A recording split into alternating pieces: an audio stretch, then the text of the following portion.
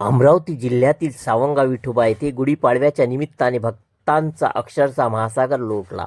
पारंपरिक श्रद्धा आणि उत्साहाने भरलेल्या या सोहळ्यात दोन भव्य झेंड्यांना नवीन खोड चढविण्याचा विधी अत्यंत भक्तिभावाने पार पडला. सायंकाळी 4:30 वाजता सुरू झालेला हा नेत्रदीपक धार्मिक सोहळा जवळपास 2 तास चालला आणि हजारो भाविकांनी त्याचा अनुभव घेतला. गुढीपाडव्याच्या पहाटेपासून भाविक विविध वाहनांनी सावंगा विठोबा गावात दाखल होऊ लागले. त्यामुळे गावाच्या सर्व प्रवेशद्वारावर आणि मुख्य रस्त्यावर वाहनांच्या लांबच लांब रांगा लागल्याचे चित्र पाहायला मिळाले. संपूर्ण परिसरात भक्तिमय वातावरण निर्माण झाले होते. या सोहळ्याची सुरुवात हबप चरणदास कांडलकर यांनी पारंपरिक पद्धतीने स्नान करून शुभ्र वस्त्र परिधान केल्यानंतर केली. त्यानंतर त्यांनी श्री अवधूत महाराजांच्या समाधी व गादीचे दर्शन घेतले. संस्थेचे अध्यक्ष पुंजाराम नेमाळे यांना त्यांनी चरणस्पर्श करून आशीर्वाद घेतले. यावेळी उपाध्यक्ष कृपाशंकर राऊत, सचिव अशोक सोनवणे तसेच विश्वस्त विनायक पाटील, गोविंद राठोड, फुलसिंग राठोड, प्रवीण कुरुळकर, लक्ष्मण राठोड व वैभव मानकर आणि स्वप्नील चौधरी यांची उपस्थिती होती. दोन्ही झेंड्याचे विधिवत पूजन करून समानतेचे प्रतीक मानल्या जाणाऱ्या या झेंड्यांना अत्यंत काळजीपूर्वक नवीन खोड चढविण्याचा विधी पार पडला. हबप कांडलकर यांनी झेंड्यांना पायाचा स्पर्श न करता दोरखंडाच्या साहाय्याने वर चढत जुनी खोड काढून नवीन खोड बसवले. झेंड्यांच्या टोकापर्यंत पोचून त्यांनी हा विधी पूर्ण केला. या दरम्यान पारंपरिक वाद्यांच्या नादात आणि अखंड अवधूती भजनाच्या गजरात संपूर्ण परिसर दुमदुमून गेला होता. भाविकांनी विटेवर कापूर जाळून प्रार्थना करत आपली श्रद्धा व्यक्त केली. लाखो रुपयाचा कापूर जाळण्याची परंपरा यंदाही कायम ठेवण्यात आली. या सोहळ्याला भव्य, दिव्य आणि चित्तराक असे स्वरूप लाभले. सावंगा विठोबा येथे गुढीपाडवा आणि रामनवमी यात्रा महोत्सवाची सुरुवात मोठ्या उत्साहात झाली असून पुढील काही दिवस विधिवत धार्मिक कार्यक्रम, कीर्तन, भजन आणि पूजा अर्चा आयोजित करण्यात येणार आहेत. गावात सर्व उत्सवाचे वातावरण असून प्रशासन आणि संस्थेच्या वतीने भाविकांसाठी विविध सोयी सुविधा उपलब्ध करून देण्यात आल्या आहेत. एकंदरीत सावंगा विठोबा येथील गुढीपाडव्याचा हा सोहळा भक्ती, परंपरा आणि सामाजिक एकतेचा अद्भुत संगम ठरला आहे. काय सांगाल, सावंगा विठोबा मंदिर आता म्हणजे दूरपर्यंत प्रसिद्ध झालेलं आहे. आजचा दिवस विशेष महत्त्व दिलं जातं. काय इतिहास आहे याविषयी? माझा परिचय पुंजाराम वैतागराव नेमाडे, अध्यक्ष श्री विठोबा संस्थान उर्फ श्रीकृष्ण अवधूत संस्थान, श्री क्षेत्र सावंगा विठोबा. श्री क्षेत्र सावंगा विठोबा संस्थान हे महाराष्ट्रात नाही तर महाराष्ट्राच्या बाहेर सुद्धा प्रसिद्ध संस्थान असून हे स्वयंश्रद्धेचं संस्थान आहे. या ठिकाणी लाखोच्या संख्येने भाविक भक्त या ठिकाणी जुळलेले आहेत. या संस्थांचा इतिहास या ठिकाणी परमपूज्य श्री कृष्णाजी महाराज 450 वर्षापूर्वी होऊन गेलेले आहे आणि त्यांच्या देहाचं एक पाणी झालेलं आहे अशी एक आख्यायिका आहे आणि त्यामुळे त्यांचं एक प्रतीक म्हणून त्या ठिकाणी भोवली म्हणून त्या ठिकाणी एक स्थापन करण्यात आलेली आहे.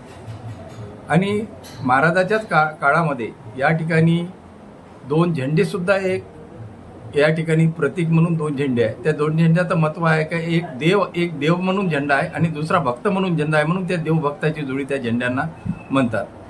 या ठिकाणी महाराजांनी 45 वर्ष गायन करून या ठिकाणी एक नाम तयार केलेलं आहे आणि ते नाम आजही अखंडपणे महाराष्ट्राच्या कानीकोपऱ्यात, महाराष्ट्राच्या बाहेर सुद्धा ते नाम महाराजाचं आज चालू आहे. आणि वर्तमान काळ, भविष्यकाळ, भूतकाळ या तिन्ही काळामध्ये महाराजांनी आपली वाणीचं गायन करून सर्व या ठिकाणचे जे हे आहे तर सर्व ठिकाणी महाराजांचं गायन या ठिकाणी मोठ्या प्रमाणात चालू आहे. आमचा हा यावर्षीचा उत्सव आहे. तर हा गुढीपाडवा उत्सव यावर्षी आम्ही दिनांक 18 मार्च ते 27 मार्चपर्यंत या ठिकाणी आयोजित केलेला आहे. या ठिकाणी आम्ही भाविकांकरता पिण्याच्या पाण्याची व्यवस्था, महाप्रसादाची व्यवस्था, त्यानंतर इथं त्यांना बैठक व्यवस्था आणि दर्शनबारीची व्यवस्था या सर्व प्रकारच्या संस्थांनी यावर्षी व्यवस्था केलेली आहे.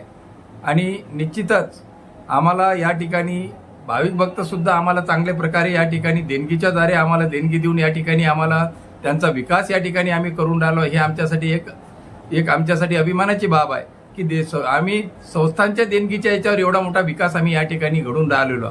शासनाने जर आम्हाला देणगीच्या स्वरूपात शासनाने जर आम्हाला मदत केली तर निश्चितच आमचं एक संस्थान शेगावच्या धर्तीवर पुढे जाण्यासाठी आम्हाला काहीच हरकत राहणार नाही. मी यावर्षीच्या गुढीपाडव्याच्या सर्व भाविक भक्तांना शुभेच्छा देतो. जय होतो. दरवर्षी कापूर जाळला जातो लाखो रुपयांचा, काय यांचं महत्व सर? हा, या ठिकाणी जे भाविक भक्त आहे ते श्रद्धेने या ठिकाणी कापूर जाळतात, म्हणून याला कापुराचं महत्व इतकं आहे की याला कापुराची यात्रा सुद्धा प्रसिद्ध आहे. या ठिकाणी हजारोच्या संख्येने म्हणजेच 100च्या वर तर क्विंटलनी 400-500 क्विंटल कापूर या ठिकाणी एकाच दिवशी कापूर जाळला जातो. एवढ्या प्रमाणात कापूर या महाराष्ट्रात कुठेही जाळला जात नाही, म्हणून हे कापुराचं एक महत्व या सावंगा विठोबामध्ये विशेष महत्व आहे. आणि म्हणून कापुराची यात्रा म्हणून हे सावंगा विठोबा महाराष्ट्रात आणि महाराष्ट्राच्या बाहेर सुद्धा प्रसिद्ध आहे. तीर्थक्षेत्र ब दर्जा मिळाला आहे तरी विकास काही दिसून येत नाहीत, काय मागे कारण असं? हा, तीर्थक्षेत्र ब दर्जा या ठिकाणी संस्थांना मिळालेला आहे, परंतु आतापर्यंत ज्या प्रमाणात ब दर्जाचा निधी या ठिकाणी यायला पाहिजे होता तो निधी आतापर्यंत आला नाही. कुठेतरी शासनाचं याकडे दुर्लक्ष दिसून राहिलेलं आहे. जर या ब दर्जाचा निधी आतापर्यंत आला असता या ठिकाणी सर्वांगीण विकास या संस्थांचा झाला असता, परंतु या ठिकाणी कोणत्याही प्रकारचा निधी आतापर्यंत मोठ्या प्रमाणात आलेला नाही. आम्ही याच्यासाठी संस्थांच्या वतीनं जेवढे प्रयत्न आहे तेवढे प्रयत्न आम्ही पाठपुरावा सर्वपरीने आम्ही करत आहोत. आम्ही प्रसारमाध्यमाच्या दृष्टीने सुद्धा आम्ही प्रसारमाध्यमाला सुद्धा आम्ही ही माहिती पूर्णच्या पूर्ण देत आहोत. प्रसारमाध्यम सुद्धा पेपरमध्ये ही माहिती टाकतात, परंतु शासनाचे याकडे पूर्णतः दुर्लक्ष आहे. शासनाने एक जातीनं लक्ष देऊन या संस्थांचा विकास करावा असे मी शासनाला विनंती करतो.